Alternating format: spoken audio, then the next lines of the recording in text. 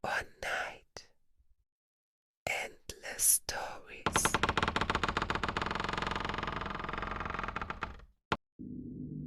What? What's that? One of the many questions swirling in Alec's head.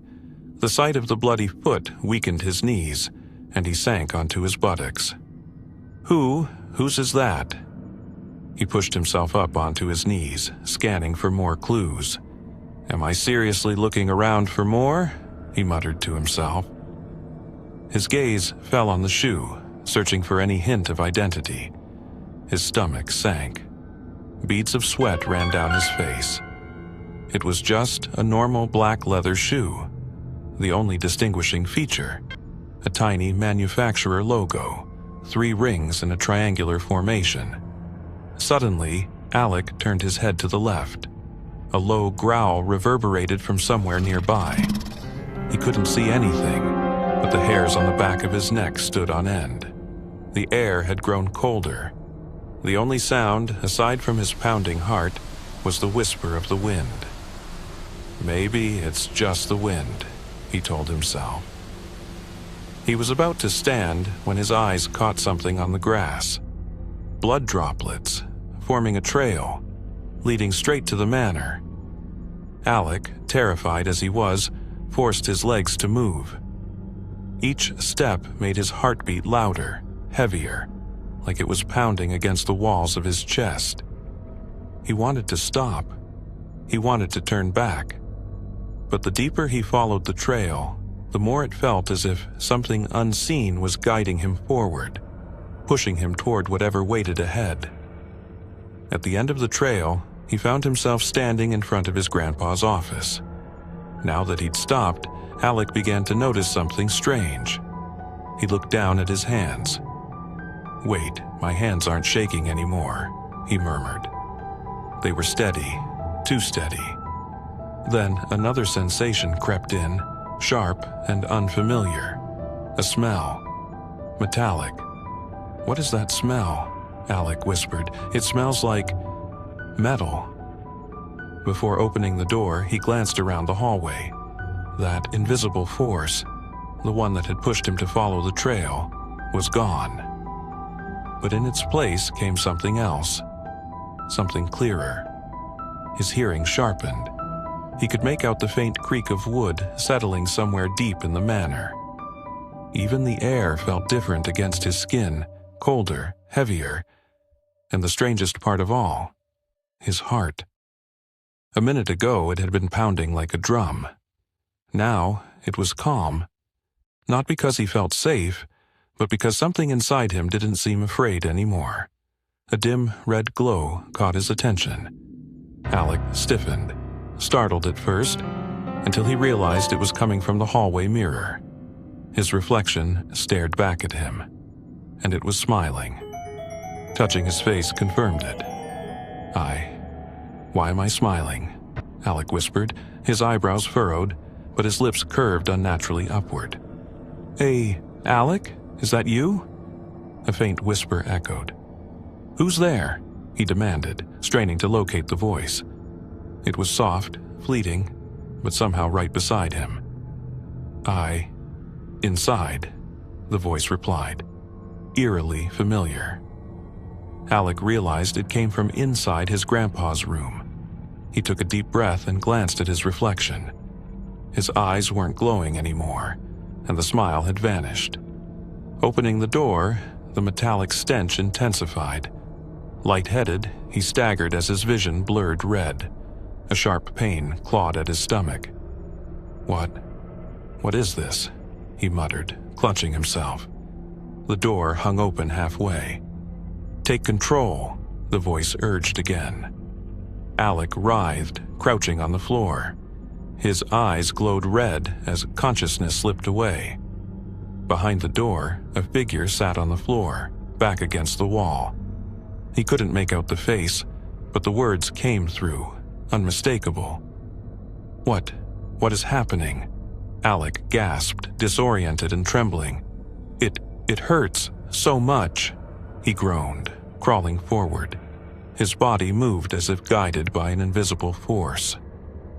"You need to fight back, Alec," the voice commanded. Then came a string of words he couldn't understand.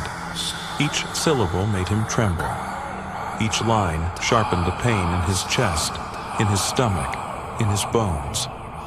Suddenly, the figure's hand before him erupted in blinding white light. The Granger family crests, everywhere, even in his grandpa's room, shone as if ignited. Alec roared, his stomach curling while head and feet pressed to the floor. "Stop!" His voice distorted, unnatural. "I said, stop!" "Sorry, this is the only way," the voice murmured, oddly gentle despite the chaos. Then came the final shout. Pain spiked to a peak. His hand elongated. Sharp nails gouged the floor, leaving screeching furrows. And then, suddenly, it stopped. Everything went black. So warm and bright. "What is that? Why is my face wet? What's that smell?" Minutes later, Alec woke up. "Whoa, what the—" Alec jolted upright. Right in front of him was a strange black dog. Its ears were large and pointed, and its eyes glowed a faint reddish hue. You've been licking my foot." Alec stopped mid-sentence, his eyes drifting to the side. Sitting on the floor was Mr. Galliard, his grandpa's attorney. His clothes were soaked in blood, torn in several places. His sweat-soaked face glistened under the sunlight pouring through the window. His eyes were half-closed, wincing in pain. Alec froze. He didn't know what to say. What do you even say to someone whose abdomen was torn open and whose foot was missing? So it was his foot, Alec thought, his stomach twisting. "Mr. Galliard, talk to me. What happened to you?" Alec exclaimed as he rushed to his side, but Mr. Galliard didn't respond. The dog let out a sad, trembling squeal. Alec stood up abruptly, his hands shaking. "I have to call an ambulance," he thought. But as he reached for his phone, he felt a hand clamp tightly around his wrist. The grip stopped him cold. "Don't," Mr. Galliard rasped, his voice strained. Alec's eyes widened. "Don't call anybody. Are you insane? You're bleeding out." Mr. Galliard swallowed hard, fighting through the pain. "Don't call anybody," he repeated. "It will notify them." "Notify who?" Alec asked. "The police? We need to notify them." For a few seconds, Mr. Galliard said nothing. His breathing was uneven, his jaw clenched like he was holding back a scream. Then finally, he spoke. "Okay, it's time for you to know everything anyway." Alec furrowed his eyebrows in confusion. His memories were hazy, clouded. He remembered the trail, the blood, but not what happened after, not the pain, not the transformation. "Grab a pen and paper," Mr. Galliard said. "Write down everything I'm about to tell you." "But I will explain everything," Mr. Galliard cut in, forcing a weak smile. "Just do as I say." Alec hesitated. 100 questions burned in his mind, and fear gnawed at him as he looked at the man's mangled body. But something about Mr. Galliard's tone left no room for argument. Alec nodded. Mr. Galliard listed 4 items: Damong Maria, water from the downstream river behind the manor, a sampaguita flower, and a knife, one that had apparently fallen from his pocket while he was running. Alec found everything in no time. He lined them up carefully in front of Mr. Galliard.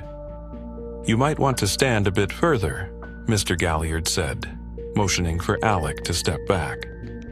Alec obeyed. Mr. Galliard closed his eyes. Slowly, he removed his hand from the wound in his abdomen. Blood seeped between his fingers, yet his face didn't twist in panic, only concentration. He lifted the cup of river water and pressed his right palm over its mouth. Then he whispered, not Filipino, not Kapampangan, but in a language Alec didn't understand. The air around them felt heavier, like the room itself was listening. Suddenly, the water began to glow, soft and blue. Alec's breath caught. With his left hand, Mr. Galliard picked up the Sampaguita flower. With his right, he lifted the Damong Maria. He blew on them gently. The leaf and flower curled inward, drying instantly, as if the life had been pulled from them. Alec's eyes widened. For a moment, he forgot everything. The blood, the missing foot, the horror. Like a child watching his first magic trick, he stared with his mouth slightly open. Then Mr. Galliard clapped his hands together. The leaf and flower were crushed between his palms. He rubbed them slowly, deliberately. A pale, wispy smoke unfurled into the air as the powdered remains drifted down into the glowing water. A scent filled the room. Earthy, bitter, and strangely clean, like rain striking warm stone. The metallic stench of blood was masked, overtaken by something older, something sacred. Then Mr. Galliard whispered another chant, his voice quieter this time, almost reverent. He picked up the knife. With a fast, fluid motion, he sliced his thumb. Alec flinched. 3 drops of blood fell into the mixture. The glow shifted, blue to purple. Mr. Galliard raised the cup with both hands, holding it like an offering. His lips moved in a whisper. Damong lunas. Lunas ng laman. Lunas ng kaluluwa. Then he drank every drop. Nothing happened immediately.